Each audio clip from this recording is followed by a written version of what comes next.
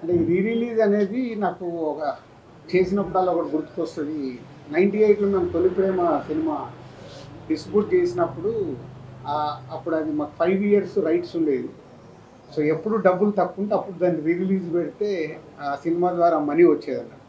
అలా ఒకసారి అమృత cinema flop అయినప్పుడు ఫైనాన్షియల్గా చాలా స్ట్రెస్లో ఉంటే మళ్ళీ రీ రిలీజ్, అది 4th టైం. అప్పుడు కూడా ఆ రోజుల్లో అది 10 to 12 lakhs షేర్ కలెక్ట్ చేస్తుంది. అంటే అప్పటి రోజులన్నిటినే మిరాకిల్ డేస్. అలాంటిది ఇప్పుడు కూడా ఆడియన్స్ వాళ్ళ రీ రిలీజ్ పెడుతుంటే ఎంత ఇంట్రెస్ట్గా థియేటర్కి వస్తున్నారంటే, ఇప్పుడు హైదరాబాద్లో 10 థియేటర్లు వేస్తే ఆల్మోస్ట్ 10 థియేటర్లు ఫుల్ అయిపోయాయి. సో అంటే మేము నిర్మాతలుగా ఆలోచించుకోవాల్సింది, జనాలు థియేటర్కి రావట్లేదు అనేది ఒక స్టేట్మెంట్ ఎప్పుడు జరుగుతూ ఉంటుంది. ఓటీటీలో ఉంది, ఈరోజు సీతమ్మవాకిట్లో సిరిమల్లె చెట్టు ఓటీటీలో ఉంది, ఆల్రెడీ చూసేశారు. అయినా ప్రేక్షకులు రావడానికి ఇంట్రెస్ట్ చూపిస్తున్నారంటే ఒక మంచి కాంటెంట్ మళ్ళీ వెళ్దామని వస్తున్నారు. అలాగే మహేష్ బాబు గారు అభిమానులు కావచ్చు, వెంకటేష్ గారు అభిమానులు కావచ్చు, థియేటర్కి వెళ్ళి ఈ సినిమాని ఒక ఆ బ్రదర్స్ మధ్య ఉన్న మూమెంట్స్ని ఎంజాయ్ చేద్దామని ఇన్ని థియేటర్లు ఫుల్ చేశారంటే చాలా హ్యాపీగా ఉంది.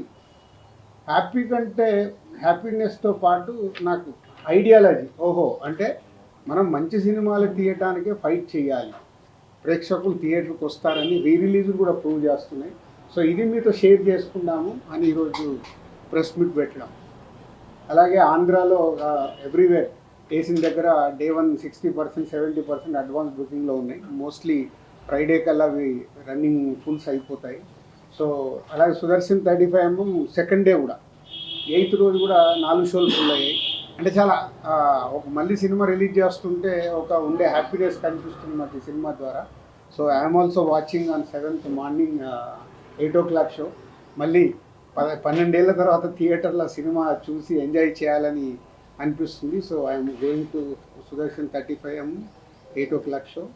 అండ్ మీడియా వాళ్ళు మీరు కూడా వెళ్ళి 12 ఏళ్ళ తర్వాత మళ్ళీ ఇద్దరు బ్రదర్స్ వస్తున్నారు కాబట్టి ఎంజాయ్ చేయండి.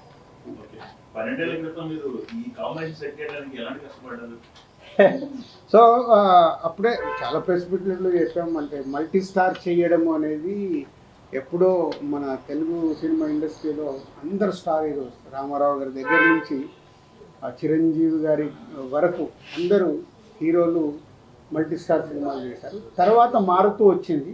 సడన్గా ఎందుకో శ్రీకాంత్ ఐడియా చెప్పినప్పుడు సో ఎలా చేద్దాం ఏంటి అని ఫస్ట్ వెంకటేష్ గారిని తర్వాత మహేష్ గారిని అప్రోచ్ అవుతే ఇద్దరు ఈజీగానే ఓకే అన్నారు, పెద్ద కష్టపడలేదు, వాళ్ళు కథ వినేసి ఓకే అన్నారు. సో దాన్ని ప్రాపర్గా స్క్రీన్ మీదకి తీసుకురావడానికి కొంచెం మాకు టైం పట్టింది. అంటే అవుట్పుట్ ఇవ్వడానికి ఆల్మోస్ట్ అప్పుడు 1 year షూట్ చేశాం. జనవరి 2012 జనవరిలో మొదలు పెడితే 2013 సంక్రాంతికి రిలీజ్ చేసాం. అంటే ఆల్మోస్ట్ 1 year జర్నీ అది షూటింగ్ ప్రాసెస్. ఇద్దరు కాబట్టి అన్ని బ్యాలెన్స్ చేయాలి, అన్నీ చూడాలి, ఆ బ్యూటిఫుల్ మూమెంట్స్ వర్క్ అవ్వాలి. కాబట్టి ఈరోజు ఇవాళ రీ రిలీజ్ కూడా అంత వాల్యూ.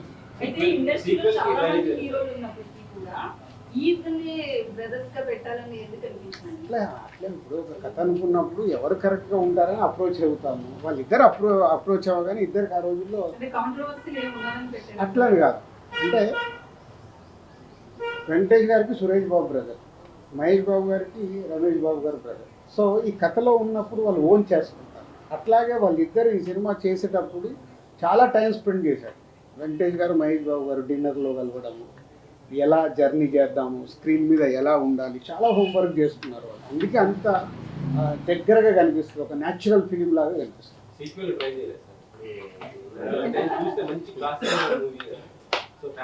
ఇప్పుడు నువ్వు సినిమా చూసావు, మళ్ళీ 7th రోజు చూడు, దాంట్లోకి ఏదైనా ఐడియా దొరికితే వచ్చి చెప్పు. ఊరికే కథ చెప్తా అంటే కూడా ఆపరిస్తున్నా.